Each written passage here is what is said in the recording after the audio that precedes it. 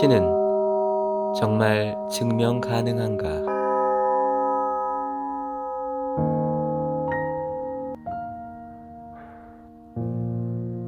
스토아 학파와 에피쿠로스 학파, 회의주의자 피르온, 엠피리쿠스, 필론, 플로티누스를 거쳐서 신의 시대라 일컬어지는 중세 철학 시대가 도래합니다. 로마 제국의 변방에서 시작된 일명 예수 사건은 부활의 목격자들인 사도들이 전 세계로 퍼져나가면서 확장됩니다. 특별히 초대교황 베드로 사도의 활동과 그리스 철학과 유다 철학을 결합한 바오로 사도의 로마 선교는 그리스도교 확장의 기폭제가 됩니다. 그런데 그리스도교가 아직 주류 종교가 아닐 때부터 교회는 많은 도전에 직면합니다. 이때 바로 그리스도교 내에서 교회의 아버지들이라고 칭해지는 교부들이 등장합니다. 교부들은 고대성이 있고 정통 가르침을 수호하며 거룩한 삶으로 교회의 인준을 받은 이들을 말하는데요. 그리스 철학의 공격에 맞서 말빨로 그리스도교를 논증할 필요성을 느끼며 본격적으로 신앙의 철학, 이성을 결합시킨 인물들이라 하겠습니다. 유스티누스, 클레멘스, 오리게네스 같은 호교론자들은 철학과 신앙의 결합을 통해 신에 대해서 부분적으로나마 깨달을 수 있다고 주장했는데 그중 대표적인 분이 바로 성 아우구스티누스입니다. 밀라노의 암브로시우스 교부에 의해 감화되어 오랜 방황 끝에 그리스도교도가 된 아우구스티누스는 플로티누스의 신플라톤주의의 영향을 받은 것이 사실입니다. 하지만 이를 그리스도교적으로 지혜로이 융합시켜 나간 인물이지요. 삼위일체론, 원죄은총 구원론, 정치신학, 역사신학 등 안 건든 게 없는 이 교부는 이해를 추구하는 신앙, 피데스 퀘렌스 인텔렉툼에 대해서 강조합니다. 또 역사 안에서 신의 섭리를 드러내며 오늘날의 환난을 설명하고 신을 변호하는 변신론적 논증서, 신궁론을 통해 교회야말로 참 정의를 이루어내는 곳으로 국가보다 우위에 있는 공동체라고 주장합니다.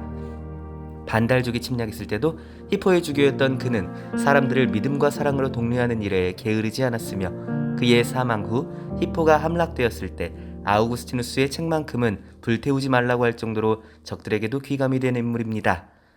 아우구스티누스 이후 이성을 통한 신논증은 더욱 활발하게 작업이 이루어집니다. 이를 스콜라 철학이라고 합니다. 특별히 성 안셀모의 프로슬로기온, 모놀로기온은 신에 대한 존재론적 논증을 통해 스콜라 철학에 크게 기여합니다. 이러한 신앙과 이성의 조화를 추구한 스콜라 철학은 요하네 스코투스 에리우게나 보나벤투라, 알베르트 마뉴스에 이어서 토마스 아퀴나스에 의해 꽃이 피게 됩니다. 하지만 어디 신이 증명 가능한가요? 아우구스티누스 성인의 말대로 증명 가능하다면 더 이상 그것은 신이라고 할 수 없습니다. 교부 시대에 그리스도교가 급격하게 성장한 배경에는 그들이 논리적으로 신을 잘 증명해서가 아니라 그 논리를 교부들이 삶으로 살아냈기 때문입니다. 하느님을 위해 생명을 내어놓는 행위인 순교의 어원이 삶을 통한 증거이듯 우리는 신을 증명하지 못하지만 증거할 수는 있습니다. 대중들은 현대신학에서 가장 박식하다는 베네딕토 16세보다 투박한 프란치스코 교황을 더 사랑합니다.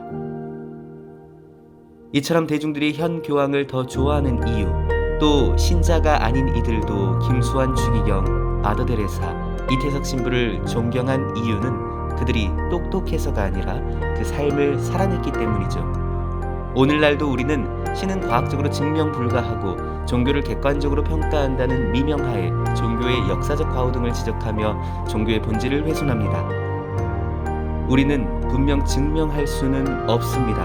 하지만 분명 증거할 수는 있습니다. 삶의 증거를 통해 더욱더 나를, 우주를, 신을 드러낼 수 있는 우리 모두가 되길 소망합니다.